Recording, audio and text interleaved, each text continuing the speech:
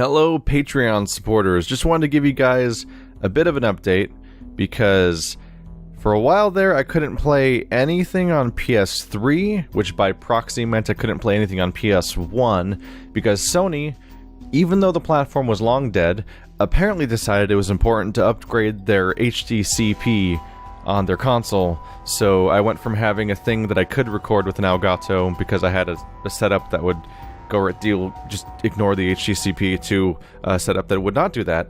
But I was able to acquire hardware that allows my PS3 to be recorded, which, as you saw there, that was me playing Silent Bomber on the PS3, and it's working finally again. That was one of the handful of things that was keeping me from going around to finally getting around to doing my Demon Souls playthrough again, and also like back when I played Nier. It was time for me to go play Nier Automata soon, but there was time in between, so I was like, I'm gonna go play the DLC finally for Drakengard 3, because I never got around to playing Drakengard 3's DLC and the other endings and stuff like that. Then I hook up my PS3 only to find I can't record PS3 at all, which is incredibly frustrating, especially when you've already promised you're going to be able to do it, and I'm like, but I'm sorry, Sony broke this playthrough. In addition to the change to the PS3, I've also... getting stuck on cords. No noise. Yeah, go away. Yeah. In addition to the change to PS3, I acquired a PS2, and... can I fit this in this awkward framing area? And this pile of cords that will allow me to do a converter from the normal PS2 cables all the way into... not even really normal PS2 cables, but like the component ones that are for HD TVs, which I didn't even know they had, but apparently they do. So I've got that in a conversion system that will allow me to output to HDMI, which means I can now record PlayStation 2 games on HDMI, which is new. That's never been available in the history of the channel for my hardware setup, so that's good. So now I can record PS2 games. I don't have a PS3 that allows you to play PS2 games, so I needed to actually get a PS2, which I do have. I got a PS2 Slim. I've just been spending time at thrift stores, basically. There's a chain nearby called Dimple Records. If you live in Central California, Sacramento area, there's this whole chain of stores that sells secondhand games, music, and movies, which has been a surprisingly good repository for a number of different video games, both neat and stupid, because I've picked up things from both camps, really.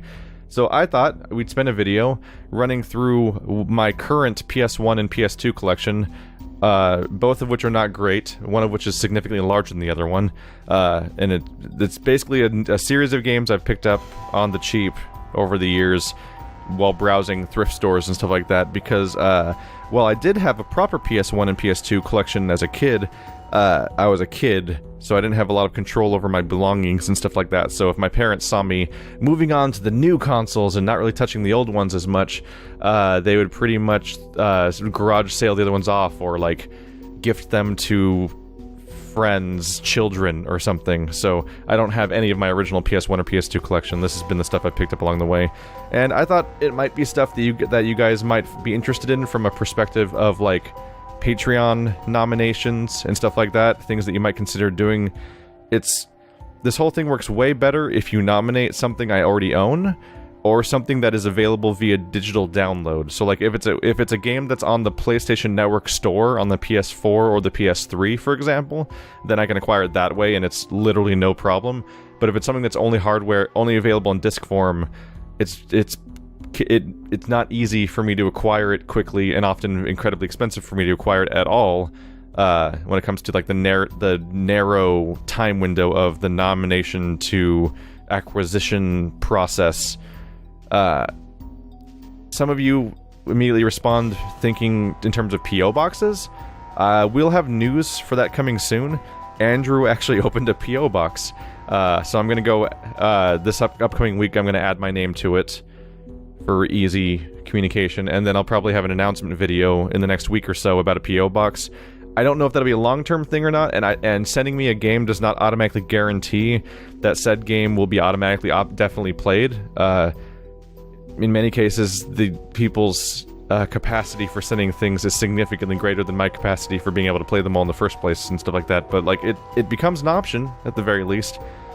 Let's go through our list a little bit and get rid of this screen-filling number of games. So first thing, Onimusha Warlords. I played this whenever it was new, 2001. So I played this as an 11-year-old, which I shouldn't have been according to this rating that says 17-year-olds, but my parents didn't care apparently.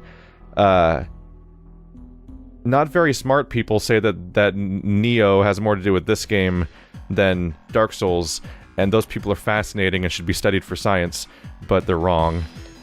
But cool game. Don't remember a lot about it anymore. I don't even know what this... How do you read the name? The Legend of Alon Dar? I don't even fucking know, man. It says $10. It was not $10 where I got it, that's for sure. I think I picked it up for like $2, and I was just kind of confused by its existence. And I'm like, weird, obscure Western RPG by Ubisoft from the 2000s or whatever. And I just... some of them are exactly that dumb of purchases. Eternal Ring. This is an age tech game. It's another weird PS2 RPG forgotten by time. Evergrace. This is actually a From Software game. I don't know if you can make that out the bottom. Oh god, the focus goes to shit right there, but that's the From Software logo. It has not changed at all, I think, in the last whatever number of years. In fact, this might be a From Software game. This is a From Software game. These are both From Software games from back in the day. Eternal Ring and Evergrace. They had a very different aesthetic before Dark Souls, didn't they? But they were making Western RPGs. We'll get to another From Software game in the process. Are they really both From Software games? I picked up 3 From Software games. Summoner 2. I just remember this from my childhood, and it was weirdly fun, but I don't think I ever beat it. Also, apparently this presumably is Summoner 1. Genji, Dawn of the Samurai. This is an odd one. You play as a ninja samurai dude who beats dudes up. It's not really... Can't really make that out at all. But that's in the list. There's From Software. Kingsfield, the Ancient City. That's just... I have it now. It wasn't cheap either. This one was $33. It was probably the most expensive thing out of any of these piles, as far as me buying an old game on the whim. But I've often flirted with the idea of playing all the King's Quest and Shadow Tower games, but also at the same time hate the idea, because they are fascinating as they are oddly unplayable. They have not aged well, and not in the way that I politely will say that Zelda has not aged well, but in more like they've really not aged well, as in like, how did this...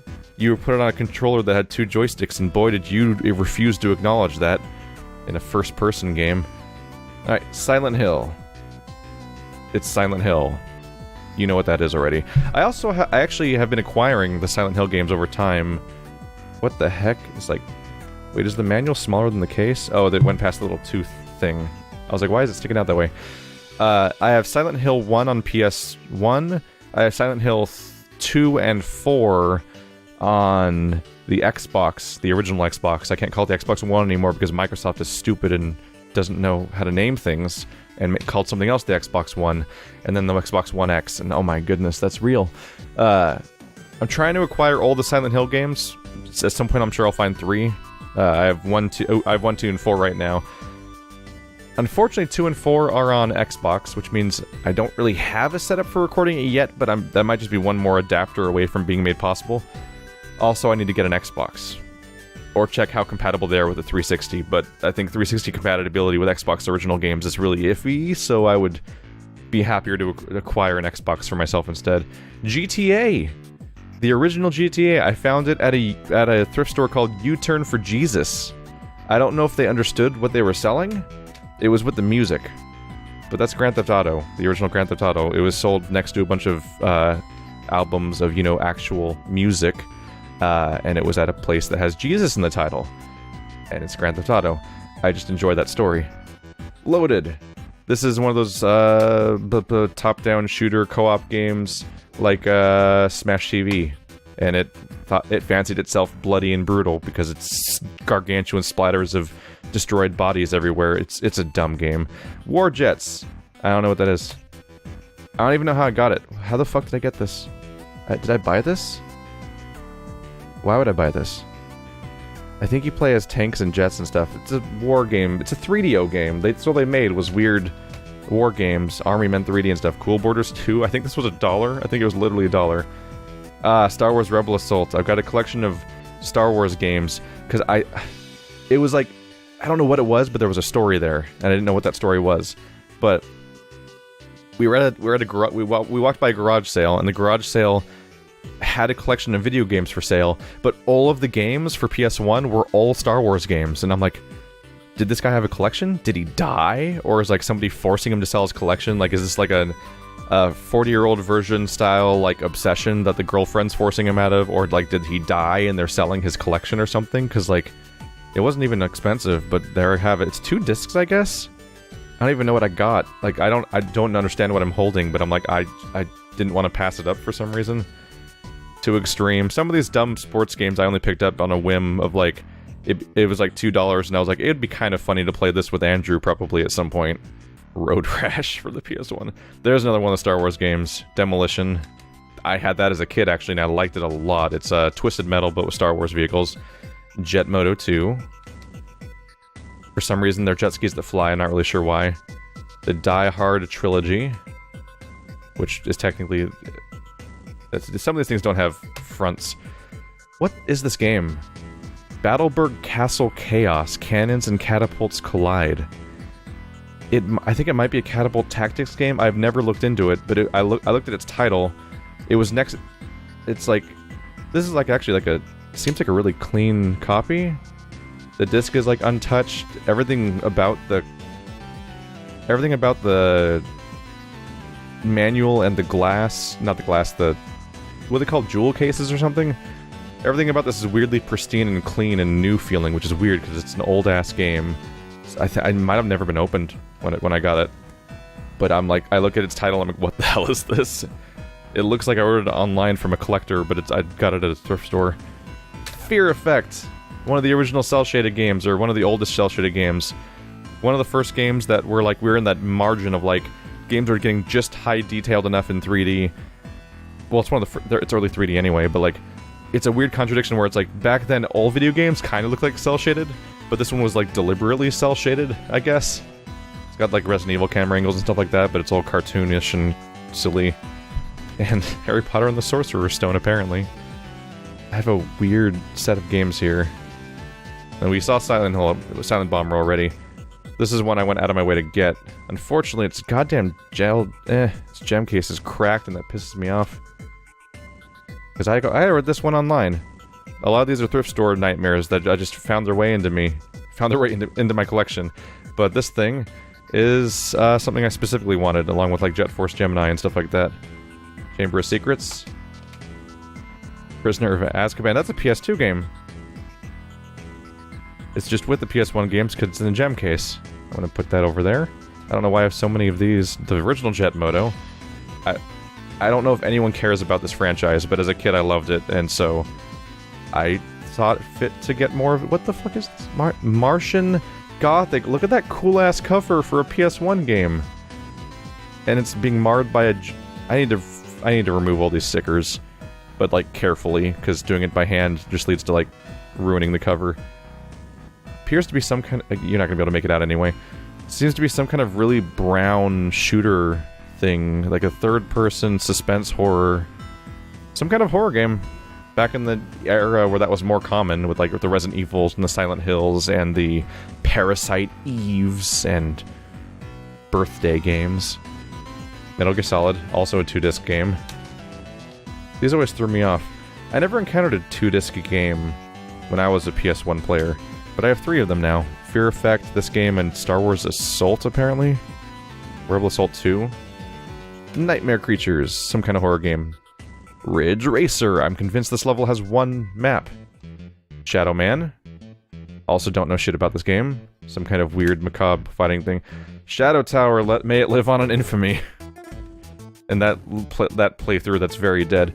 If I ever play Shadow Tower again, I'm definitely starting over, because I don't remember what I was doing anymore at all. And so, trying to revive that playthrough would be a totally moot point. There's more of the Star Wars games. The Phantom Menace, Jedi Power Battles. Jedi Power Battles, I was so excited to play again. because I loved this game and I played it constantly with my brother and it was like the coolest experience ever, and I went back to it and it plays terribly. Jedi Power Battles is astonishingly bad. It's incredible. Siphon Filter 3. I don't know why I started with 3. Probably because I just saw it on a shelf somewhere. And Tetris Plus. That's my PS1 collection at the moment. It is way bigger than I remember it being. I just keep... It's mostly bullshit impulse buys that I've done slowly over the course of like the last 6 years, many of which are like $2 to $7 purchases. But that's my collection as it stands now of PS1 and 2 games. So those are all potential candidates if you're looking for things to nominate. Not trying to necessarily influence the vote specifically, but I'm trying to make you guys aware that options have opened up that were not as open before. And so if you did hear the news about these not being a good idea, now they're more possible before. As always, the easiest things to record are like PC games. Forever and always. Well, especially modern games. Most games that are on Steam, for example, are super within the realm of possibility, as long as they're not like Riven, in which case I'll have to do some research to figure out how to make them work, but I did. Oh, right, and while we're at that, let me be right back. Stuff's falling over. Alright. In case people were worried, yes, I acquired copies of these guys, so yeah. Those things not available in digital form anywhere. I do have physical ones, so I don't know. One day maybe someone will nominate them, or maybe I'll just get around... I mean, one day I'll get around to them regardless, but we'll see when. I try to... There's like certain high-demand franchises in my channel, which at this point are like Dark Souls and Zelda, and Myst is actually a good example of that kind of stuff now. I try not to stack them, if I can avoid it. So like when I'm already playing a Zelda game, for example, I'm not in a hurry to start other high-demand games. So if I string them out a little bit and kind of alternate between some of them, then I can kind of help ensure that there's always something on the channel people want to watch. But it's all catching lightning in a bottle and making shit up as we go along, because who knows what people will watch half the time anyway, and who knows what makes a channel good and things like that. But here's my weird-ass collection. It might be possible in the near future to send stuff to add to my collection if that's something you choose to do. It is not something I expect, but people keep asking about P.O. boxes, and did finally take a step towards that may be temporary and maybe permanent. I'm not really sure yet. Thanks for watching like always, guys. Feel free to consider any of this stuff when you're thinking of nominations, or do whatever you were already going to nominate. Just wanted to keep the options open. Thank you for your support, and we'll see what wins this time, and next time, and next time. It's been a ride. Bye!